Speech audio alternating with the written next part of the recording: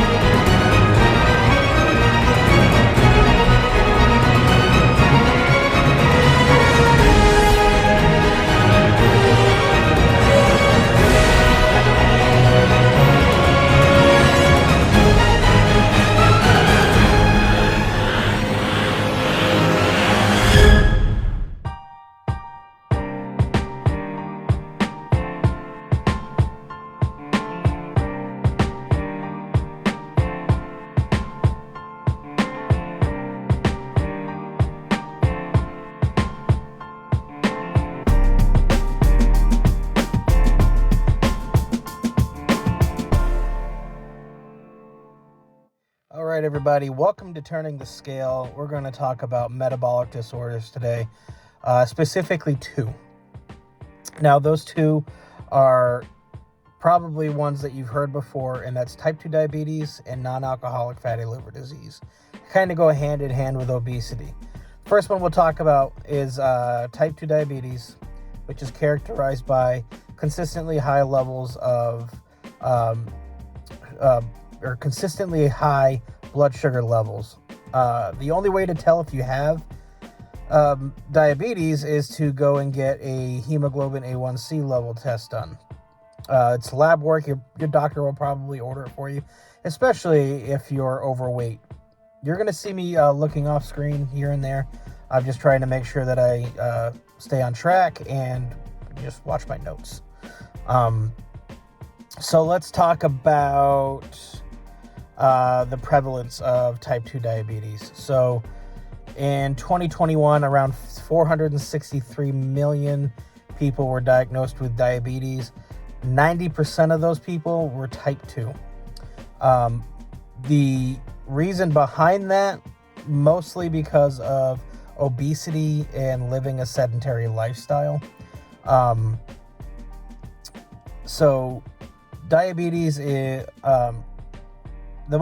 type 2 is the most common form, obviously, and it's caused by insufficient insulin production or insulin resistance. So you have a bunch of risk factors that are associated with diabetes. We're going to talk about three specifically that pertain to the subject, and that is obesity, physical inactivity or living a sedentary lifestyle, and an unhealthy diet. So those three things are going to be your main risk factors, especially if you're already suffering with obesity for type 2 diabetes. The impact on your overall health over time can cause heart attacks, hypertension, stroke, acute renal disease, even failure of the renal system, nerve damage called neuropathy, eye problems like cataracts, glaucoma, retinopathy. It can cause a weakened immune system. It can cause mental health problems like depression, anxiety, suicidal ideation. All those things can be, all of those things are how diabetes can affect your overall health. So there are ways that you can prevent it and manage type 2 diabetes if you already have it. A healthy lifestyle choice can, make a difference, and that's something that you can do right now. So balanced diet, high in fats, high in protein, high in fiber, low in carbohydrate, and low in sugar, which is something that you should already be doing anyways, especially if you have diabetes and you want to focus on turning the scale. Another big thing that you want to start doing is portion control. How much are you eating? What are you putting on your plate? Are you eating with your eyes not eating with your stomach. There's an old saying, my eyes were hungrier than my stomach. That it's the American diet. We overeat, and the stuff that we do overeat is high in preservatives, high in carbs, high in sugar, high in all kinds of crap that you just shouldn't be putting in your mouth all the time. And I speak for myself as somebody that also has diabetes. Regular physical activity. As you can see, I'm here stuck in my ambulance, but I am going to go out and go for a walk after we do this session. So get out, move around throughout the day, go for a walk, stretch, play outside, find some kind of outdoor game. Just move around is going to be really what's going to turn the scale for you. Just really anything that you can do to move. Because like I mentioned before, factors like sedentary lifestyles are linked to diabetes. And that, it's just going to make the problem worse. So weight management. If you have a balanced diet and you engage in physical activity, you will, you're absolutely going to start losing the weight. It's just going to happen. You put those two things into play, you're going to turn the scale. And it will improve your symptoms of diabetes too. In a lot of cases, it's going to put you right into remission of diabetes. I can't promise that it will, but studies show if you have diabetes and you haven't had it for more than 10 years, you can turn that around just by doing those things. So early detection of the disease, regular lab screenings are going to be a game changer for you. And in most cases, or in my case, I didn't get it checked. I knew I had some symptoms of it. And I waited and waited and waited because, you know what, guys, let's be honest. Sometimes we just don't want to know. We have that fear of knowing that we might have it, and we just don't want to know. But I promise you, if you go out and you get checked, get your lab test done, if you find out you do have it, that's great. There are things that you can do to turn it around, mainly everything that we just talked about. So there are a few treatment options for type 2 diabetes. Mainly, your doctor's probably going to put you on metformin. So metformin is a great drug. It's obviously, it'll help lessen your symptoms if you do have any. There are another few things that you can try. You can talk to your doctor about semaglutides. You could talk to your doctor about tirzepatides. I don't want to give the brand name over on YouTube, but look those up. That's semaglutides and tirzepatides. Both of those medications have been proven to lower your A1C levels and also help you lose the weight on top of living the healthy lifestyle that we've been talking about. But so that's all I got for diabetes. Let's shift our focus over to non-alcoholic fatty liver disease. So non-alcoholic fatty liver disease is just overall fat that's built up in your liver, not to be I'll flip my notes around. It's really not to be confused with alcoholic fatty liver disease, which is a completely different subject, but that's the wrong paper.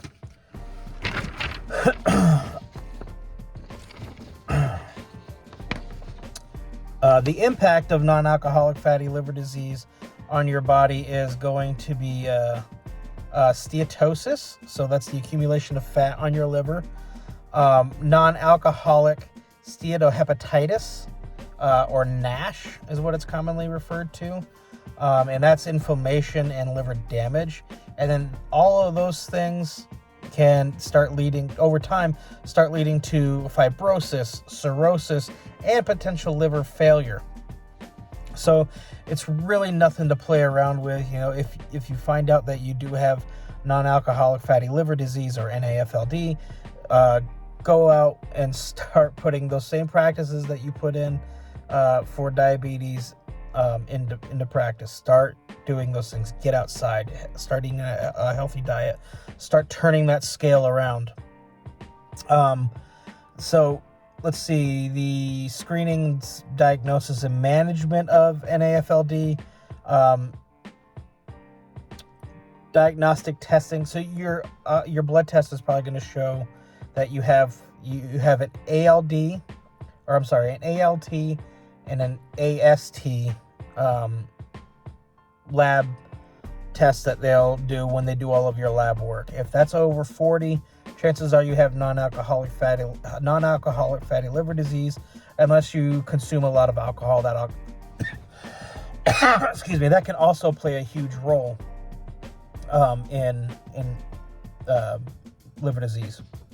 But if you're somebody that is overweight and you aren't a heavy drinker, and you have those high liver enzymes, chances are you have non-alcoholic fatty liver disease. There is even a potential for you to have hepatitis. But if you've gotten your hepatitis vaccines and you practice safe sex, and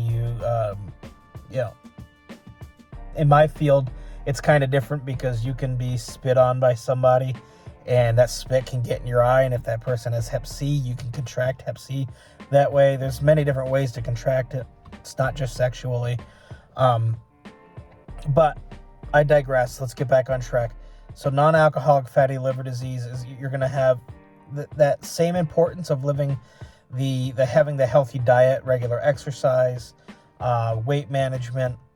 So if you put those two things, like I said, you put in the stop living that sedentary lifestyle, get outside, move around, start introducing a healthy diet, high in proteins, high in healthy fats, high in fiber.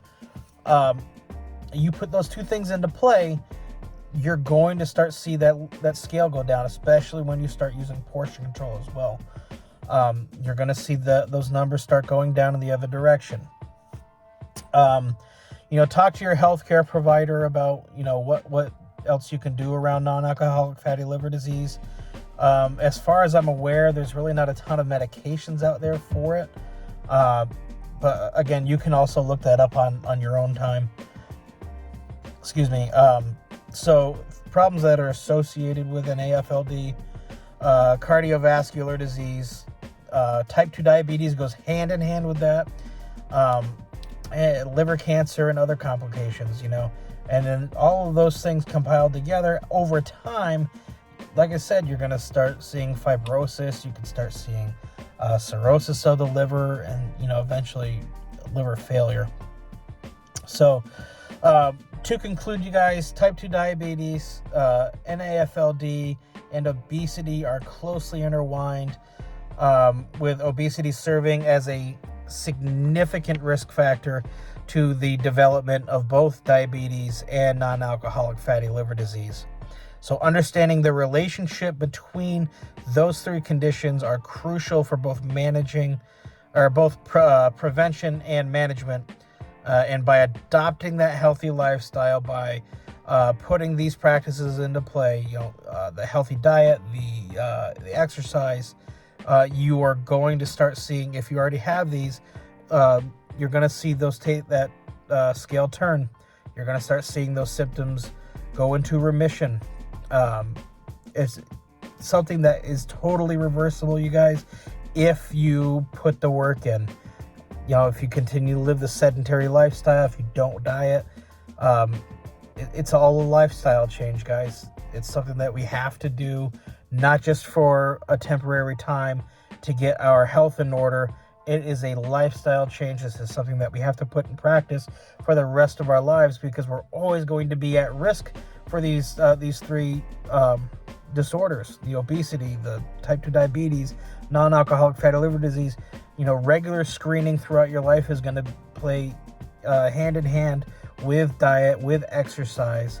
And you guys, if you find a friend or find a group of people that that have suffer from these same problems, it's going to make a world of difference for you to get out there and do these group sessions and talk about it.